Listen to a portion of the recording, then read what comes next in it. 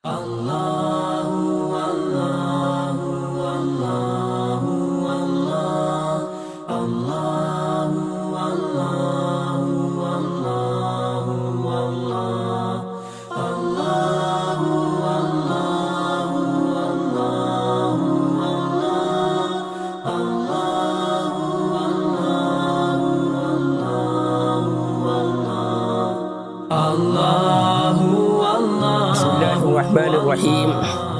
Alhamdulillahi rabbil alamin. Wassalatu wassalamu ala ashrafil anbiya'i wal mursalin. Nabiyyina Muhammadin wa ala alihi wa ashabihi ajma'in, amma ba'd. പ്രിയപ്പെട്ട സഹോദരന്മാരെ, ശ്രോതാക്കളെ, ഹജ്ജിൻ്റെ വിവിധ വശങ്ങളെക്കുറിച്ചാണ് കഴിഞ്ഞ സിറ്റിങ്ങിൽ നമ്മൾ സംസാരിച്ചത്.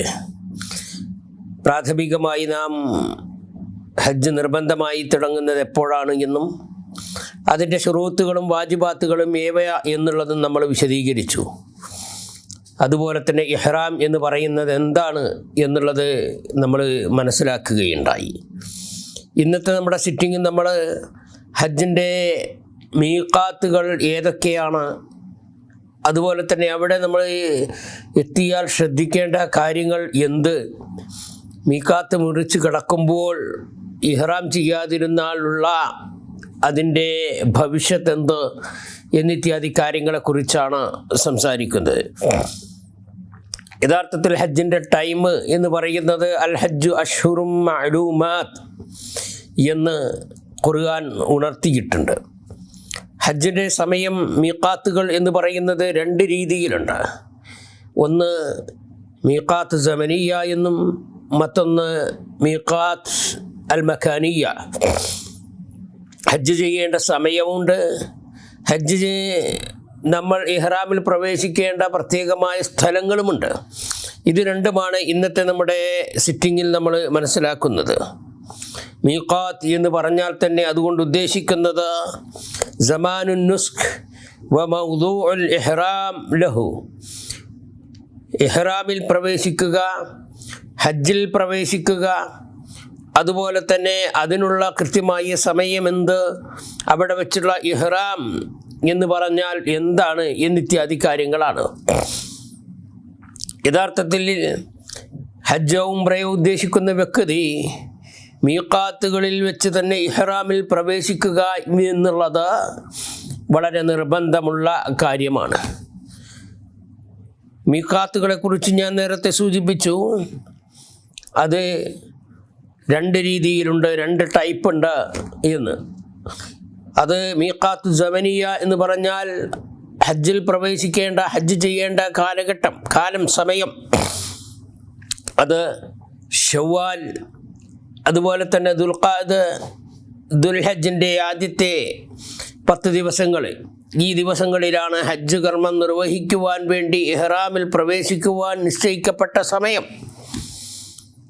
ഷവ്വാലിൻ്റെ മുമ്പോ ദുൽഹജ്ജിന് ശേഷമോ ഒരാൾ ഇഹ്റാമിൽ പ്രവേശിക്കുവാൻ പാടില്ല എന്ന് ചുരുക്കം.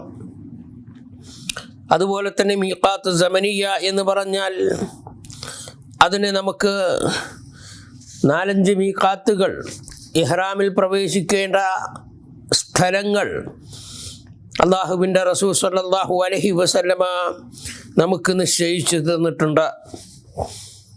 പലപ്പോഴും തന്നെ പ്രവാചക തിരുമേനിയുടെ ഹദീസുകളിലൂടെ നമുക്ക് ആ മീഖാത്തുകൾ അൽ മക്കാനിയ നമുക്ക് ഇപ്രകാരം മനസ്സിലാക്കാൻ സാധിക്കും. ഒന്ന് ദുൽഹുലൈഫ എന്ന് പറയുന്നത്.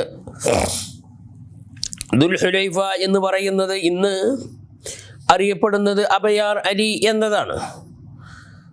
മദീനയിലും താമസിക്കുന്നവരും ആ വഴിക്ക് ഹജ്ജിനോ ഉംറക്കോ മക്കയിലേക്ക് പുറപ്പെടുന്നതും മദീനയുടെയും മക്കയുടെയും ഇടയിലുള്ള സ്ഥലമാണ് യഥാർത്ഥത്തിൽ ദുൽഹുലൈഫ എന്നും അബയാർ അലി എന്നും പറയുന്നത്. മക്കയുടെ അടിയിലേക്ക് 400 കിലോമീറ്ററോളം മാത്രം ദൂരത്തിൽ ഈ ദുൽഹുലൈഫ സ്ഥിതി ചെയ്യുന്നു. അതുപോലെ തന്നെ മറ്റൊന്ന് പ്രവാചക തിരുമേനി സ്വല്ലല്ലാഹു അലൈഹി വസല്ലം നിശ്ചയിച്ച മീഖാത്താണ് ജുഹഫ എന്ന് പറയുന്നത്. ജുഹഫയിൽ വെച്ച് ഇഹ്റാമിൽ പ്രവേശിക്കേണ്ടത് മൊറോക്കോ ഭാഗങ്ങളിലൂടെയും ഈജിപ്റ്റ് ഭാഗങ്ങളിൽ നിന്നുമൊക്കെ ഹജ്ജിനോ ഉംറക്കോ പുറപ്പെടുന്ന ആളുകൾ അതുവഴി കടന്നു പോകുമ്പോൾ ആ ജുഹഫയിൽ വെച്ചാണ് ഇഹ്റാമിൽ പ്രവേശിക്കേണ്ടത് എന്ന് ചുരുക്കം. അതുപോലെ തന്നെ ദാത്തുൽ ഇർഖ് എന്ന് പറയുന്ന സ്ഥലം, അത് ഇറാഖുകാർക്കും അതുപോലെ തന്നെ കിഴക്കൻ പ്രദേശങ്ങളിൽ നിന്ന് വരുന്ന ആളുകൾക്കുമായി പ്രവാചക തിരുമേനി സല്ലല്ലാഹു അലൈഹി വസല്ലം നിശ്ചയിച്ചിരിക്കുന്ന മീഖാത്തുകളാണ്. പിന്നീട് 2 മീഖാത്തുകളാണ് ബാക്കിയുള്ളത്. ഒന്ന് യലംലം എന്ന് പറയുന്ന പ്രദേശം, അവിടെ വെച്ച് ഇഹ്റാമിൽ പ്രവേശിക്കേണ്ടത് യമനിൻ്റെ ഭാഗത്തിലൂടെയും യമനിൽ നിന്നും ഹജ്ജിനോ ഉംറക്കോ മക്കയിലേക്ക് പ്രവേശിക്കുന്നവർ ഇഹ്റാമിൽ പ്രവേശിക്കേണ്ടത് യലംലം എന്ന് പറയുന്ന സ്ഥലത്ത് വെച്ചാണ്. അവസാനമായ 5ാമത്തെ മീഖാത്ത് ഖർനു മനാസിൽ എന്നും ഇപ്പോൾ സൈലുൽ കബീർ എന്നും അറിയപ്പെടുന്നു. സൈലുൽ കബീറിലൂടെ ഉംറക്കോ ഹജ്ജിനോ പോകുന്ന ആളുകൾ, അഥവാ റിയാദ് ഭാഗത്ത് നിന്നൊക്കെ ഹജ്ജിന് പോകുന്ന ഉംറക്ക് പോകുന്ന ആളുകൾ ഇഹ്റാമിൽ പ്രവേശിക്കേണ്ട സ്ഥലമാണ് ഖർനുൽ മനാസിൽ എന്ന് പഴയതും സൈലുൽ കബീർ എന്ന പുതിയ പേരിലും അറിയപ്പെടുന്ന മീഖാത്ത്. ഈ മീഖാത്തുകളിൽ വെച്ച് തന്നെ നിർബന്ധമായും ഇഹ്റാമിൽ പ്രവേശിച്ചിരിക്കണം.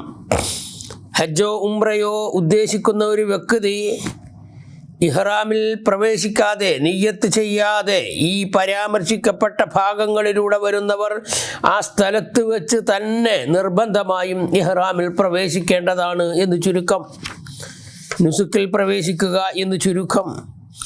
ഇനി ഒരാൾ ഹജ്ജോ ഉംറയോ ഉദ്ദേശിക്കുന്നില്ല, അയാൾ ജോലി ആവശ്യാർത്ഥമാണ് മക്കയിലേക്ക് പോകുന്നത്. അയാൾ ഇഹ്റാമിൻ്റെ മീഖാത്തുകളായ ഈ മീഖാത്തിൽ 4-ൽ ഒരു മീഖാത്തുകളിലൂടെയാണ് പോകുന്നത്. പക്ഷേ നുസുക്ക് ഹജ്ജോ ഉംറയോ അയാൾ ഉദ്ദേശിക്കുന്നില്ല എങ്കിൽ ആ മീഖാത്ത് ടച്ച് ചെയ്ത് പോകുന്നു എന്നതിൻ്റെ പേരിൽ ഇഹ്റാം ചെയ്യേണ്ടത് ആവശ്യമില്ല. എന്നാൽ മക്കയിലേക്ക് പോകുന്നതിൻ്റെ പ്രഥമമായ ലക്ഷ്യം തന്നെ ഉംറ നിർവഹിക്കുകയോ ഹജ്ജ് നിർവഹിക്കുകയോ ആണ് എന്നുണ്ടെങ്കിൽ നിർബന്ധമായും ആ മീഖാത്തിൽ വെച്ച് തന്നെ ഇഹ്റാമിൽ പ്രവേശിക്കുക എന്നുള്ളത് അയാളെ സംബന്ധിച്ചിടത്തോളം ഒഴിച്ചുകൂടാൻ പാടില്ലാത്തതാണ്. ഒരാൾ ഉംറയ്ക്ക് വേണ്ടിയോ ഹജ്ജിന് വേണ്ടിയോ ഈ മീഖാത്തിലൂടെ കടന്ന് മുന്നോട്ട് പോകുന്നു, പക്ഷെ ഇഹ്റാം ചെയ്തില്ല. എന്നാൽ ഇഹ്റാം ചെയ്യാതെ മീഖാത്ത് വിട്ടുകളന്ന ഉംറയോ ഹജ്ജോ ഉദ്ദേശിക്കുന്നവൻ ഒന്നുകിൽ അയാൾ തിരിച്ചു വന്ന് മീഖാത്തിൽ തന്നെ തിരിച്ചെത്തുക, ഇഹ്റാമിൽ പ്രവേശിക്കുക. അതല്ല എങ്കിൽ അയാൾ പകരമായി ഒരാടിനെ അറുത്ത് ഹറമിലുള്ള ആളുകൾക്ക് തന്നെ അതിൻ്റെ മാംസം വിതരണം ചെയ്യുക എന്നുള്ളത്, ഫിദിയ പ്രായശ്ചിത്തം നൽകുക എന്നുള്ളത് നിർബന്ധമാണ്. ഇനി ഒരാൾ മീഖാത്ത് വിട്ടുകടന്ന് മുറിച്ചു കടന്നുകൊണ്ടാണ് ഇഹ്റാമിൽ പ്രവേശിക്കുന്നത്. മീഖാത്തിൽ നിന്നൂടെ പോയി മീഖാത്തിൽ നിന്ന് അയാൾ ഇഹ്റാം ചെയ്തില്ല, അതൊക്കെ കഴിഞ്ഞതിന് ശേഷമാണ് അയാൾ ഇഹ്റാം ചെയ്തത്. എന്നാൽ അയാൾ എന്ത് ചെയ്യണം? ഞാൻ നേരത്തെ പറഞ്ഞതുപോലെ ഒരാടിനെ പ്രായശ്ചിത്തമായി ബലി നൽകുകയേ നിർവാഹമുള്ളൂ. അതല്ല എങ്കിൽ അയാൾ തിരിച്ചു വരേണ്ടതുണ്ട്. എന്നാലും അയാൾ ചെയ്ത ആ കുറ്റത്തിന് അയാൾ പ്രതിവിധിയായി ബലി നൽകേണ്ടതുണ്ട്. ഇനി സ്ത്രീകളെ സംബന്ധിച്ചിടത്തോളം അവർക്ക് മെൻസസ് ഉണ്ടായി, ആർത്തവമാണ്. മീഖാത്ത് ടച്ച് ചെയ്ത് മക്കയിലേക്ക് പോകുന്ന ഉംറയോ ഹജ്ജോ ഉദ്ദേശിച്ചു കൊണ്ട് പോകുന്ന സഹോദരി, അവർക്ക് മാസമുറയുടെ സമയമാണ്. എങ്കിലോ ഇഹ്റാമിൽ പ്രവേശിക്കുന്നതിന് മാസമുറ അഥവാ മെൻസസ് അഥവാ നിഫാസ് രക്തസ്രാവമുണ്ട് എന്ന് വിചാരിച്ച് ഇഹ്റാമിൽ പ്രവേശിക്കുന്നതിന് വിരോധമില്ല. അവർ മീഖാത്തിൽ വെച്ച് തന്നെ ഇഹ്റാമിൽ പ്രവേശിക്കുക, മക്കയിലെത്തി തവാഫിന് വേണ്ടി ശുദ്ധിയാകുന്നതുവരെ കാത്തിരിക്കുക. അതല്ലാതെ ശുദ്ധിയായിട്ട് മീഖാത്ത് വിട്ട് കടന്നു പോയി മക്കയിൽ വെച്ച് ഇഹ്റാമിൽ പ്രവേശിക്കാം എന്നൊരു സഹോദരി വിചാരിച്ചാൽ അവർ പ്രായശ്ചിത്തം നൽകേണ്ടതുണ്ട് എന്നർത്ഥം. അതുകൊണ്ട് തന്നെ പ്രിയപ്പെട്ടവരെ, നാം ഓരോരുത്തരും ഹജ്ജിൻ്റെ മീഖാത്തുകളെക്കുറിച്ച്, അതിൻ്റെ മീഖാത്തും സമനിയെക്കുറിച്ചും മീഖാത്ത് അൽ മക്കാനിയെക്കുറിച്ചുമൊക്കെ കൃത്യമായി പഠിക്കുക. പഠിച്ചതിന് ശേഷം മാത്രമായിരിക്കണം കർമ്മങ്ങൾ പൂർത്തിയാക്കേണ്ടത്. അങ്ങനെ ഏറ്റവും നല്ല നിലയിൽ ഹജ്ജ് കർമ്മം നിർവഹിക്കുവാൻ, ഉംറ നിർവഹിക്കുവാൻ, ഉംറയെ സംബന്ധിച്ചിടത്തോളം ഞാൻ നേരത്തെ പറഞ്ഞ മീഖാത്ത് അസ്സമനിയ ബാധകമല്ല എന്ന് പ്രത്യേകം നമ്മൾ മനസ്സിലാക്കണം.